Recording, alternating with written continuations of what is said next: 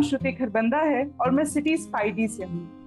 आज का जो दिन है दो वजहों से बहुत ही खास दिन है। पहली वजह तो ये कि विकास ग्रुप, जो कि पश्चिम उड़ीसा में एक बहुत ही जाना माना नाम है, शिक्षा और स्वास्थ्य के क्षेत्र से पिछले 20 सालों से जुड़ा हुआ है, उसको 20 साल यानी कि 20वां फाउंडेशन डे उसको पूरे आज हो गए। दूसरी जो वजह है वो ये है कि विकास ग्रुप के जो चेयरपर्सन हैं यानी कि जो फाउंडिंग मेंबर हैं डी मुरली कृष्ण जी, उनका जो है आज जन्मदिन है, तो उनको हमारी तरफ से बहुत बहुत शुभकामनाएं। ये जो दिन है हमारे लिए इसलिए भी खास होता जा रहा है क्योंकि हमें बहुत खुशी है कि हम विकास ग्रुप के साथ आज के दिन जोड़ रहे हैं, जो कि शिक्षा और स्वास्थ्य में पिछले 20 सालों से पूरी कोशिश कर रहा है, जिन्होंने अपना इतना समय जो है पश्चिमी उड़ीसा की जो उत्थान के लिए जो है सेवा में दिया गया है। उन्होंने अपना पूरा समय, पूरी कोशिश करी है कि अभिभावक और छात्रों के साथ खास तौर में इस महामारी के दौर में हर मुकम्मल कोशिश कर रहे हैं, यहाँ तक कि ताकि आपकी जो मुश्किलें हैं उनको आसान कर सकें कोरोना महामारी के दौर में। और आज के इस खास दिन को मनाने का इससे बेहतर तरीका क्या हो सकता है कि विकास ग्रुप आज का दिन भी जो है आप लोगों को समर्पित करना चाहता है। और उसी क्रम में मैं आज के दिन डॉक्टर निशांत देवता का उनसे बातों का एक सिलसिला जारी करूंगी, जहां शुरू करूंगी, उनसे सवाल जवाब करूंगी जो कि कोरोना महामारी से जुड़ा हुआ होगा। तो लेकिन उससे पहले मैं डॉक्टर निशांत देवता का तारुफ आप लोगों से करवा दूं। डॉक्टर निशांत देवता पिछले 10 सालों से भी ज्यादा जो हैं अपनी डायबिटोलॉजी और इंटरनल मेडिसिन में काम कर रहे हैं, और ये पश्चिम उड़ीसा का जो है एक बहुत ही जाना माना नाम है, खास तौर पे जब बात इंटरनल मेडिसिन और डायबिटोलॉजी की आती है। डॉक्टर निशांत, बहुत बहुत स्वागत है आपका। Thank you ma'am. जी डॉक्टर निशांत, आपको इस दौर में, कोरोना महामारी के दौर में, आप जानते हैं कि पिछले साल जब हमें लगा था कि सब कुछ सही होने वाला है, इस साल जनवरी में खास तौर पे हमें लगा था शायद चीजें जो है वो बेहतर हो जाएंगी, लेकिन फिर भी जो है कोरोना का डबल म्यूटेंट स्ट्रेन जिसे कहा जा रहा है कि यूके का वेरिएंट है, वो वापस मुड़ के आ गया। आपको क्या लगता है कि कहाँ ऐसी कौन सी कमियां रह गई कि हम उसके लिए तैयार नहीं थे, या ये क्यों जो है नंबर ऑफ केसेस जो हैं कोविड के वो एकदम से इतने ज्यादा बढ़ गए? Thank you ma'am for the question. देखिए, ये जो पैंडेमिक जब भी आता है, पैंडेमिक एक वेव में कभी चला नहीं। पैंडेमिक का नियम ही है कि वो मल्टीपल वेव्स में आए, और ऐसा नहीं था कि हमको ये पता नहीं था। उनको पता था सेकेंड वेव आने वाला है, थर्ड वेव, फोर्थ वेव आएंगे, but we were not prepared नहीं थे, क्योंकि जब सितंबर में फर्स्ट हम लोग का यूके स्ट्रेन हम लोग का डिटेक्ट किया गया, तो उस स्ट्रेन को लेके हमारे यहाँ स्टडीज ज़्यादा नहीं हुई। जो पर्टिकुलरली जो वायरल सेंटर, जहाँ पर सपोज इंडिया का जो टॉप सेंटर है, वहाँ पर कुछ केसेस को उन्होंने डिटेक्ट किया, बट बाकी जगहों पे जीनोम सीक्वेंसिंग नहीं किया गया। सपोज उड़ीसा का बात लेंगे, उड़ीसा में कभी भी जो भी सितंबर अक्टूबर के बाद नए जो केसेस आने लगे, तो कभी भी किसी का स्ट्रेन डिटेक्शन या जीनोम सीक्वेंसिंग नहीं किया गया। तो वो जो डबल म्यूटेंट स्ट्रेन अनडिटेक्ट रह गया in larger part of India. कुछ जगह पे जहाँ पर फैसिलिटीज अवेलेबल थे, वहाँ पर उन्होंने उस स्ट्रेन को डिटेक्ट किया। सेकेंड, जब हमको पता चला कि already we have a double mutant strain, we have a different strain, mutation हर वायरस में होता है। अगर वायरस सर्वाइवल के लिए उसको म्यूटेशन जरूरी है तो म्यूटेट करता है, तो ये सबको पता था। बट हम लोग ने उस ट्रेंड को डिटेक्ट बहुत लेट से किया, और कुछ ही जगह पे किया, बहुत जगह पे नहीं किया। सेकंड, जो कोविड अप्रोप्रिएट बिहेवियर था, तो जब केसेस हम लोग को कम होते गए, हम लोग को लगा चलो वायरस चला गया और सेकंड वेव नहीं आने वाला है, हम लोगों ने कोविड अप्रोप्रिएट बिहेवियर को बंद कर दिया।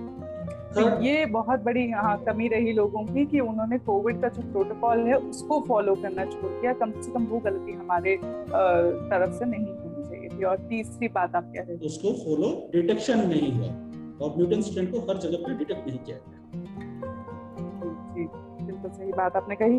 तो डॉक्टर साहब, अब जैसे हम देख रहे हैं कि अब तो चूंकि ये आ चुका है, तो अब विकास ग्रुप की जो है वो कितनी तैयारी आपको लगता है मुकम्मल है? क्योंकि जो हालात हम देख रहे हैं पूरे देश में इस वक्त, बेड्स की कमी है, ऑक्सीजन की किल्लत है, कहा जा रहा है कि अगर ऑक्सीजन हमारे भारत में है भी तो कम से कम उसको ट्रांसपोर्टेशन को जो है लेके दिक्कत आती है कि समय पे सबको ऑक्सीजन मिल जाए, बेड मिल जाए। इसमें विकास ग्रुप हॉस्पिटल्स की जो है तैयारी वो कितनी? विकास हॉस्पिटल में अभी हम लोगों ने टोटल लगभग 125 बेड्स हैं। 125 बेड्स में अराउंड 40 बेड अभी आईसीयू में हम लोग दे रहे हैं और कुछ 50 बेड्स अराउंड जो हम लोग ने हाई डेफिनेशन यूनिट बना के रखा जो ऑक्सीजन बेड है, और बाकी अराउंड 20-30 बेड जनरल बेड है। बट तो ये हाई डेफिनेशन जो यूनिट आपने कहा, ये जो है ये क्या है, क्या आप हमारे व्यूअर्स को बताएंगे? हाँ, देखिए हम लोग जो आईसीयू बेड है, आईसीयू बेड जो होते हैं वो एक वेंटिलेटर सपोर्ट होता है। हर बेड में एक वेंटिलेटर हम लोग को देते हैं आईसीयू बेड्स में। और जो हाई डेफिनेशन यूनिट है वहाँ ऑक्सीजन पाइपलाइन लगा हुआ है और उस जो हाई कंसंट्रेशन ऑक्सीजन, जिसको हाई फ्लो मास में ऑक्सीजन दिया जा रहा है, उनको हाई डेफिनेशन यूनिट में रखते हैं। अगर उसका पेशेंट वहाँ डेटोरेट करता है, उसको वेंटिलेटर सपोर्ट की कुछ जरूरत पड़ता है तो वो जाके आईसीयू में आता है, और अगर वो ऑक्सीजन में ठीक हो जाता है फिर जनरल वार्ड में वो शिफ्ट हो जाता है। तो high definition unit is a bridge between the ICU and the general ward. Doctor Nishant, मैं आपके अनुभव से ये समझना चाहूंगी, मैं चाहूंगी कि आप हमारे व्यूअर्स को, जो पेरेंट्स हैं, जो स्टूडेंट्स हैं, जो भी हमारा प्रोग्राम इस समय देख रहे हैं या आगे भी देखेंगे, कि आप उनको ये बात जरूर बताएं कि अब वाला जो कोविड है वो किस तरीके से ज्यादा खतरनाक है पहले वाले तरीके से, और ऐसी कौन सी एहतियातें हैं जो उनको मुकम्मल तौर से बरतने की जरूरत है। अलावा इसके एक सवाल मेरा और होगा, वो ये कि अगर किसी को कोई दिक्कत है, मान लीजिए सुबह उसको कोई दिक्कत आ रही है, कोविड से उसको लग रहा है, और बेड ना मिलने की वजह से वो शाम तक जो है कोलैप्स कर जाता है, और कभी कभी किसी केस में सुनने में आता है कि उनका देहांत हो गया, वो नहीं बच सके। तो अगर किसी को टाइम बाय करना हो बचने के लिए, कि जब तक वो अस्पताल पहुंचे, जब तक उनको सही डॉक्टर की सलाह मिले, तब तक वो क्या कर सकते हैं? तो मेरा पहला सवाल, मैं फिर से इसी सवाल को तोड़ रही हूँ। पहला ये कि ये वाला कोविड स्ट्रेन पिछले वाले से कैसे मुख्तलिफ है, कैसे अलग है, ज्यादा आपको नुकसान पहुंचा रहा है, और दूसरा ये कि अगर किसी को हॉस्पिटल पहुंचने तक का टाइम में जो फर्स्ट एड चाहिए वो क्या हो सकता है?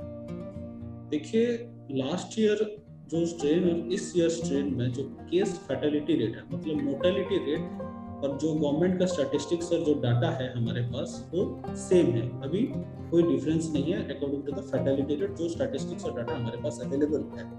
बट प्रैक्टिकली जो हम लोग देख रहे हैं कि ये strain is damaging lungs much more earlier than the previous strain, or this strain is now affecting the younger population. Last year strain में यंगर पॉपुलेशन में लंग्स डैमेज इतना नहीं देखा जाता था, बट दिस स्ट्रेन में यंगर पॉपुलेशन में lungs damage ज्यादा हो रहा है और उसका जो रैपिड डैमेज ज्यादा हो रहा है इस स्ट्रेन में। बट मोर्टेलिटी रेशियो अगर स्टैटिस्टिक्स देखेंगे जो गवर्नमेंट ने डाटा अवेलेबल किया उसमें मोर्टेलिटी रेशियो सेम है। लेकिन इस ट्रेन में हम लोग ये देखने को ये भी मिल रहा है कि अगर अर्ली डिटेक्शन करके हम अगर उसको ट्रीट कर रहे हैं तो कॉम्प्लिकेशंस को हम प्रिवेंट कर सकते हैं। तो रहा दूसरा क्वेश्चन, जो कि अगर हमको कोविड हम लोग को निकलने के बाद या कोविड के सिम्टम्स हैं लेकिन हम लोग को बेड नहीं मिल रहा है और हम घर में कैसे उसको मैनेज करें। देखिए, कभी अगर किसी को भी कोविड पॉजिटिव हो गए हैं और वो घर में हैं और उनको बेड अवेलेबिलिटी नहीं मिल रहा है, तो सबसे पहला चीज जो मोस्ट इम्पोर्टेंट चीज है कोविड मैनेजमेंट का, जो उसका प्रोटोकॉल जो भी डिफाइन किया जाता है, ऑक्सीजन सैचुरेशन। तो सबके पास एक पल्स ऑक्सीमीटर होना जरूरी है। बिना पल्स ऑक्सीमीटर को हम ना तो डॉक्टर जान पाएगा ना पेशेंट जान पाएगा कि वो सीरियस है कि माइल्ड है या मॉडरेट केस है। तो एक पल्स ऑक्सीमीटर सबके घर में अभी इस टाइम पे रहना जरूरी है। अगर आप कोविड पॉजिटिव हैं तो आपको घर में पल्स ऑक्सीमीटर में आपको ऑक्सीजन सैचुरेशन लेवल देखते रहना है। अगर आपका सैचुरेशन लेवल मोर देन 95 है तो आप माइल्ड केस में जा रहे हैं, उसको आप घर में मैनेज कर सकते हैं, हॉस्पिटल आने का जरूरत नहीं है। और उन पेशेंट को गवर्नमेंट ने तो बहुत सारे गाइडलाइंस बना के दिए हैं कि क्या क्या मेडिसिन, और गवर्नमेंट की तरफ से हेल्पलाइन भी है कि आप कौन सा मेडिसिन खा सकते हैं। मैं एक ही मेडिसिन का नाम बोलूंगा जो बहुत सारे स्टडीज में माइल्ड केसेस में काम आया बोल रहे हैं, दैट इज आइवरमेक्टिन 12 मिलीग्राम। आपको दिन में एक बार 5 दिन उसको खाना है। बाकी इम्यूनिटी बूस्टर्स आप ले सकते हैं जैसे विटामिन सी और जी। तो फिर नेक्स्ट अगर ऑक्सीजन सैचुरेशन आपका कम गया 95 के नीचे आ गया लेकिन आपको बेड नहीं मिल रहा है, अगर 95 के नीचे है तो आपका एडमिशन मस्ट है, but you are not getting the bed, आपको टाइम बाय करना है। तो सबसे पहले आपको एक ऑक्सीजन सिलेंडर लेके ऑक्सीजन लगाना है, और 2 इंजेक्शन का नाम बोलूंगा, तो 2 इंजेक्शन आपको घर में दे देना है, जिसमें हम काफी इंप्रूवमेंट देखने को हॉस्पिटल में भी। तो 2 मेन ड्रग है जो हम यूज करते हैं, एक है स्टेरॉइड, स्टेरॉइड में हम डेक्सामेथासोन यूज करते हैं और मिथाइलप्रेडिसोन यूज करते हैं। डेक्सामेथासोन का जो डोज है वो 6 मिलीग्राम आईवी देते हैं, और मिथाइलप्रेडिसोन जो है वो वेट के हिसाब से 0.5 से 1 मिलीग्राम पर केजी वेट, अगर 60 किलो का इंसान है तो हम 30 मिलीग्राम से स्टार्ट कर सकते हैं। अगर आपको इंजेक्शन देने में भी प्रॉब्लम है तो ये लोगों का टैबलेट भी आता है, हम टैबलेट भी घर में खा सकते हैं। दूसरा इंजेक्शन जो देना है, एक हेपारिन इंजेक्शन देना है, लो मॉलिक्यूलर हेपारिन, तो अराउंड 40 देना है आपको, दिन में एक बार देना है। इंसुलिन जैसे सबक्यूटेनियस देते हैं वैसे देकर आप घर में खुद दे सकते हैं, तो इसमें हम काफी टाइम बाय कर सकते हैं। तो ये आपने मुझे बताया कि आइवरमेक्टिन जो आपने एक दवाई बताई कि आपको दिन में एक बार देनी है 5 दिन के लिए, ये किस हालात में लेनी है? मैं आपसे इसलिए भी ये जो है क्लैरिफाई करना चाह रही हूँ क्योंकि अभी जैसे कहा जा रहा है रेमडेसिविर की किल्लत है या बाकी और वैक्सीन तो नहीं कहूँगी, दवाइयों की जो किल्लत है, लोग जो है फैबीफ्लू जैसी टैबलेट्स जो है स्टॉक कर रहे हैं बिना डॉक्टर की गाइडेंस के। कोई भी अगर कोई मेडिसिन ले ले तो ये लोगों के लिए खतरनाक भी हो सकता है। तो आप प्लीज हमारे व्यूअर्स को ये बताएं कि आइवरमेक्टिन कौन से प्रिसाइज केस में ली जा सकती है? आइवरमेक्टिन आपको माइल्ड केसेस में लेना है, जिसमें आपका ऑक्सीजन सैचुरेशन 94 के ऊपर है, और पहला 5 जो इनिशियल डेज ऑफ सिम्टम्स है, फीवर, माइल्जिया है, आपको सांस लेने की कोई तकलीफ नहीं है, आप स्टेबल फील कर रहे हैं, ऑक्सीजन सैचुरेशन 95 है, आप घर में रह के आइवरमेक्टिन 12 मिलीग्राम दिन में एक बार 5 दिन ले सकते हैं। सेकंड जो है फेबीफ्लू, फेबीफ्लू काम नहीं करता, फेबीफ्लू के पीछे मत दौड़िए, फेबीफ्लू प्रेस्क्राइब करना बंद कर दिया गया है, फेबीफ्लू कोविड-19 में काम नहीं करता। थर्ड, बहुत सारे ड्रग प्रिस्क्रिप्शन होता है एजिथ्रोमाइसिन, एजिथ्रोमाइसिन भी काम नहीं करता, एजिथ्रोमाइसिन खाने का कोई जरूरत नहीं है। फोर्थ ड्रग जो लोग यूज करते हैं डॉक्सीसाइक्लिन, डॉक्सीसाइक्लिन भी देखा गया काम नहीं करता। अभी जो डाउटफुल काम करता है वो है आइवरमेक्टिन, उसको आपको माइल्ड केसेस में आप ले सकते हैं। नेक्स्ट आ गया जो मॉडरेट केसेस में, आपको जैसे बोला बेड नहीं मिल रहा है घर में, आप बोला स्टेरॉइड और हेपारिन लेना है। रहा रेमडेसिविर, रेमडेसिविर के पीछे जो लोग बोल रहे हैं, रेमडेसिविर आपको घर में लेना मना है। रेमडेसिविर जो है एक एंटीवायरल है, वो वायरल रेप्लिकेशंस को इनहिबिट करता है। उसको अगर हम अर्ली स्टेजेस में दे रहे हैं तो उसके से कुछ बेनिफिट लोगों को मिल सकता है, बट ये ऐसा एक वंडर ड्रग नहीं है कि इसको बिना अगर किसी को हम रेमडेसिविर नहीं देते तो ऐसा नहीं है कि कोविड का ट्रीटमेंट नहीं हो सकता है। बिना रेमडेसिविर का भी कोविड का ट्रीटमेंट हो सकता है with proper antibiotic, steroid and heparin, patient का कंडीशन देख के। रेमडेसिविर घर में मत लीजिए, रेमडेसिविर के पीछे मत दौड़िए। आपका मॉडरेट केसेस में है तो मैं आपको जो 2 इंजेक्शन बताया उसको लीजिए और अपना बेड अवेलेबिलिटी के लिए प्लान कीजिए। मुझे लगता है आपने लोगों की जो है बहुत बड़ी मुश्किल को आसान कर दिया है, क्योंकि मैं नाम नहीं लेना चाहती ना, मैं कहना चाहती हूँ कि मैंने कई डॉक्टरों से बात करी है, सबने ट्रीटमेंट्स बताए, किसी ने साफ तौर पे दवाइयों के नाम है इस तरह से खुलकर साफ और सटीक तरीके से नहीं बताए जैसे आपने बता दिया कि आप ये आइवरमेक्टिन ले सकते हैं, किस केस में ले सकते हैं, स्टेरॉइड्स कितने लेने हैं, किस केस में ले सकते हैं। तो मुझे लगता है कि ये बहुत बड़ी जानकारी थी जो आपने हमारे व्यूअर्स को दी है, इसके लिए बहुत बहुत शुक्रिया आपका डॉक्टर साहब। मैं उसके अलावा मैं ये जानना चाहती हूँ कि आजकल आपने जैसे भी कहा कि बच्चों में भी बहुत फैल रहा है और ऐसी रिपोर्ट्स हमारे पास भी बहुत आ रही हैं कि बच्चों को भी हो रहा है।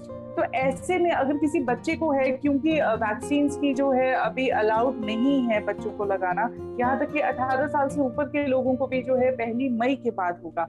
अगर किसी बच्चे को कोविड हो जाता है या कोरोना हो जाता है तो उस स्थिति में क्या किया जा सकता है, घर में क्या किया जा सकता है? बच्चों में जो बच्चे डिफरेंट ग्रुप्स के होते हैं, less than 5 years, 5 to 10 years, 10 to 18 years आप बच्चों को डिवाइड कर दीजिए। जो लेस देन 5 इयर्स बच्चों में कोविड सबको हो सकता है, लेकिन लेस देन 5 इयर्स बच्चों में कोविड का कॉम्प्लिकेशंस नहीं होने के बराबर है।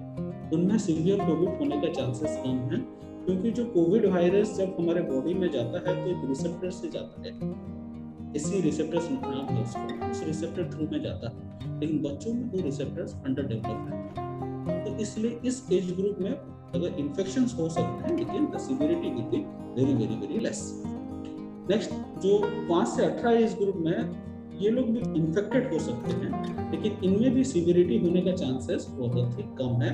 हाँ, लेकिन इस जो न्यू स्ट्रेन में हम लोग कुछ बच्चों में ब्रोंकाइटिस सिम्टम्स लेके आ रहे हैं, बट सीवियर कैटेगरी बहुत ही कम है अगर बच्चों का कोई अदर कॉम्प्लिकेशंस ना हो।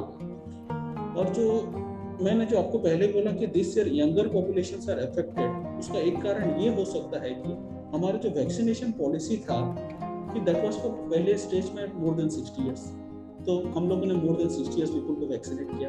फिर नेक्स्ट हम लोगों ने 45 इयर्स से अबव पीपल को वैक्सीनेट किया, बट दिस यंगर पॉपुलेशन रहेगी, they are not vaccinated. So that may be one of the reason कि ये younger populations are more affected this time because they were not vaccinated। और जब बच्चों को Covid हो जाता है तो उनको वही जो एडल्ट्स के लिए है वही करना है, घर में आइसोलेट करके रखना है, हैंड हाइजीन करना है, और उनका इम्यूनिटी बूस्टर्स जैसे विटामिन सी जीन देते हैं वैसे देना है। मोर देन 12 इयर्स बच्चों को आप आइवरमेक्टिन दे सकते हैं सेम डोज में वेट के हिसाब से, और बाकी उनका जो पर्सनल हाइजीन केयर लेना है, बच्चों में ज्यादा कॉम्प्लिकेशंस होने का चांसेस कम है। आपकी बात सुन के मैं ये समझ पा रही हूँ कि अगर ऐसा हो भी जाए, बच्चे को घर में कोरोना है या कोई घर का मेंबर कोविड पॉजिटिव आ भी जाता है, तो घबराने की बिल्कुल जरूरत नहीं है। डॉक्टर्स अवेलेबल हैं टेली कंसल्टेशन के लिए कम से कम। और आप हमारा ये आज का वीडियो जो है दोबारा देख सकते हैं, जिसमें डॉक्टर साहब ने कितने बखूबी और सिलसिलेवार तरीके से बहुत ही तफसील से बताया है कि कौन से एज ग्रुप के बच्चों को जो है आइवरमेक्टिन दी जा सकती है और किस केस में कौन सी दवाई जो है ली जा सकती है। रेमडेसिविर के पीछे ना भागें, क्योंकि बहुत से केसेस में डॉक्टर्स उसको प्रिस्क्राइब नहीं करते।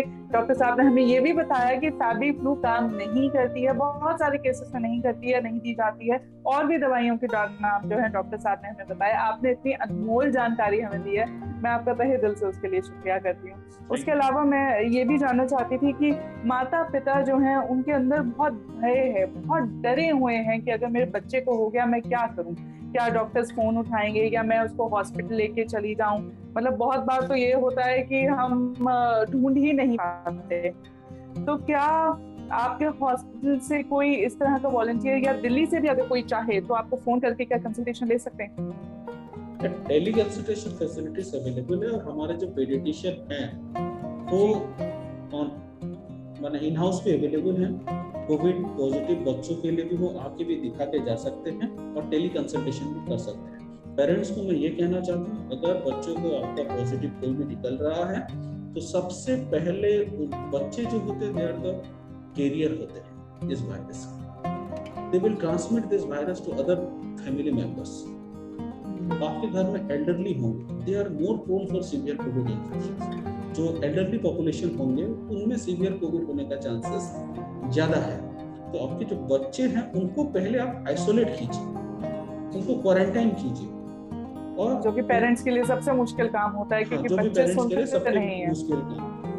तो बट जब आप बच्चे को क्वारंटाइन कर रहे हैं तो उनके बारे में उनका खाना पीना अलग से रखना होगा, हैंड हाइजीन उनको समझाना पड़ेगा, और मास्क पहनना जरूरी है बोल के उनको समझाना पड़ेगा। और आप लोगों को भी खुद मास्क पहन के वहाँ रहना पड़ेगा, क्योंकि वो आपको भी इन्फेक्ट कर सकते हैं। उनको शायद माइल्ड केसेस हो गए, बट आप सीवियर कैटेगरी में जा सकते हैं। तो अपना प्रोटेक्शन भी करना है और बच्चों का प्रोटेक्शन भी करना है। तो सबको मास्क पहनना पड़ेगा, उनको क्वारंटाइन करना पड़ेगा, हैंड हाइजीन में रखना पड़ेगा, और उनका जो भी फूडिंग है अलग करके उनको देना पड़ेगा, उनका बाथरूम अलग करना पड़ेगा, और उनको समझा के काम में अलग रखने से बच्चे तो अलग रहेंगे नहीं, फिर भी समझा के रखना पड़ेगा। और पैनिक करने का जरूरत नहीं है, बच्चों में सीवियर कैटेगरी का चांसेस लेस देन 1%।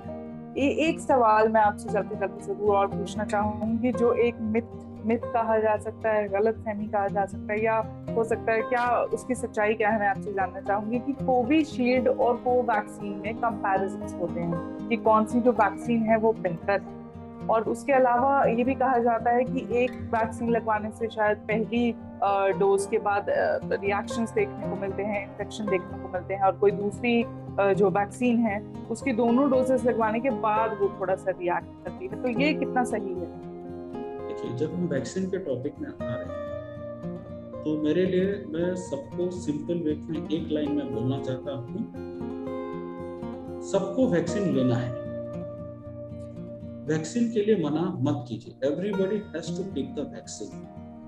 और बच्चों के लिए मैं एक क्लैरिटी ले रही हूँ कि आपने कहा कि उनका हो गया, बच्चों के लिए तो वैक्सीन नहीं होगी ना, बच्चों के लिए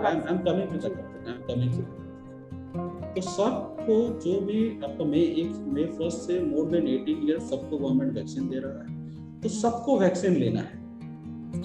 नेक्स्ट आता है चॉइस ऑफ वैक्सीन। आपके जो सेंटर में जो भी वैक्सीन आपको मिल रहा है, you take it. Don't compare between Covaxin and Covishield, कोई जरूरत नहीं है comparison, both are working, both have efficacy. फिलहाल तो हमें ये शुक्रगुजारी करनी रखनी चाहिए कि हमें वैक्सीन मिल रही है, क्योंकि वैक्सीन की बहुत किल्लत है और वैक्सीन जो है आपके प्रोटेक्शन के लिए बहुत जरूरी है। बाकी मैं कोवैक्सीन और कोविशील्ड के बारे में जो डिफरेंसेस है मैं बता दे रहा हूँ। There are two different type of vaccine, अपने अपने डिफरेंट मैकेनिज्म में काम करते हैं। कोवैक्सीन जो है एक वायरस से बना हुआ है, ठीक है। तो वो हमको पहली बार आपको डरना नहीं है कि कोवैक्सीन आके हमको री इन्फेक्शन करेगा। Vaccine will never cause any री इन्फेक्शन। तो उसमें कोई हमको री इन्फेक्शन बॉडी में इम्यूनिटी क्रिएट करेगा, जो हमको फर्दर वायरस इन्फेक्शन जब भी होगा तो we will be in a proper way उसको हम फाइट कर पाएंगे। तो कोवैक्सीन करेंगे and efficacy is more than 70%। ठीक है। रहा कोविशील्ड एक वायरल वेक्टर के थ्रू से हमको दिया जाता है, तो वायरस का स्पाइक प्रोटीन लेके उस वेक्टर में कैरी करके हमको आता है, बॉडी में देते हैं, तो उसमें भी हम एंटीबॉडी प्रोड्यूस करते हैं और वो फ्यूचर में हमसे प्रोटेक्टिव होगा। इसका एफिकेसी इज अराउंड 65 to 70%। तो दोनों आर इक्वली एफिकेशियस, आपको जो मिल रहा है लीजिए। और रहा साइड इफेक्ट्स, जो अदर वैक्सीन जो हम पहले ले चुके हैं उनमें जो साइड इफेक्ट जो फ्रीक्वेंसी है इस वैक्सीन में भी वही है। तो हम पहले भी वैक्सीन दूसरे डिजीज के लिए लिए हैं और आज भी ले रहे हैं, तो उसमें साइड इफेक्ट्स के बारे में डरने का कोई जरूरत नहीं है। अभी तक तो हम लोग ने रेयरली कोई सीवियर एडवर्स इफेक्ट्स इस एरिया में हम लोग ने देखा है। और एक जो आर्टिकल पब्लिश किए थे रिगार्डिंग जो प्लॉट हो रहा है with vaccines, and that is very very rare. तो लाखों में हजारों लाखों में केसेस में होता है, उसमें कुछ रहने वाला चीज है। और रहा बच्चों का vaccination, last part I am coming to the बच्चों का vaccination, that is studies going on कि रिगार्डिंग दैट एक पायलट प्रोजेक्ट स्टार्ट हो चुका है कि बच्चों का वैक्सीनेशन और बच्चों को भी वैक्सीन दिया जाएगा। But I think after the studies results आने के बाद तो जून जुलाई में आई थिंक बच्चों को भी वैक्सीन देना चालू हो जाएगा। डॉक्टर साहब एक चीज मैं आपसे और जानना चाहूंगी, बच्चों के लिए फिर क्या एहतियात है? अगर बड़े वैक्सीन लगवा लेते हैं तो हम तो वैक्सीनेट हो जाएंगे, तो हमें लगेगा 1% के लिए हमें लगेगा कि हम प्रोटेक्टेड हैं, बहुत चांसेस हैं कि हमें नहीं होगा कोरोना, और अगर हो गया तो हम कम से कम आईसीयू की हालत में नहीं पहुंचेंगे। तो बच्चों के लिए जो कि वैक्सीन अभी नहीं है, स्टडीज जारी हैं, तो आपको क्या लगता है कि उनके लिए क्या खास एहतियात हो सकती है? मास्क लगाने के अलावा भी क्या कोई ऐसी खास उनको एहतियात रखने की जरूरत है? बच्चों को इन्फेक्शन प्रिवेंट करने के लिए देखिए, कोरोना वायरस जो है वो ओरल रूट और नजल रूट से ही जाएगा, दूसरा कोई रूट नहीं है उसके लिए जाने के, एरोजल से ही हो जाएगा। तो मास्क पहनना तो जरूरी है, मास्क से पहनेंगे तो we will protect our airways, जिसमें एरोजल से वो वायरस नहीं जाएगा। दूसरा, बच्चों में इम्पोर्टेंट चीज है, हम एडल्ट्स भी we touch our face multiple times, दिन भर में multiple time we touch our face and we can get the virus from our hands. वो हाथों से अपना वायरस को भी दे, और बच्चों में ये बहुत कॉमन है, दे मुंह में हाथ लगाएंगे ही लगाएंगे, तो उनको अवेयरनेस क्रिएट करना, don't touch your face. Second, hand washing, regular hand washing, बाहर गए कहीं भी गए कोई बॉडी कुछ भी फॉरेन जब बाहर की चीज को टच किए तो हैंड वॉशिंग बिहेवियर हमको बच्चों को सिखाना पड़ेगा। और बच्चे जाके बाहर खेलेंगे तो उन चीज को अभी कुछ दिन के लिए we have to stop, social distancing के ऊपर ध्यान देना पड़ेगा, घर में रहिए, मास्क पहनिए और हैंड हाइजीन में ध्यान दीजिए। तो बच्चे जो हैं इस महामारी में, बीमारी से और अपनी पढ़ाई के बीच में कैसे संतुलन बना सकते हैं, क्योंकि उनके बीच में डर भी है।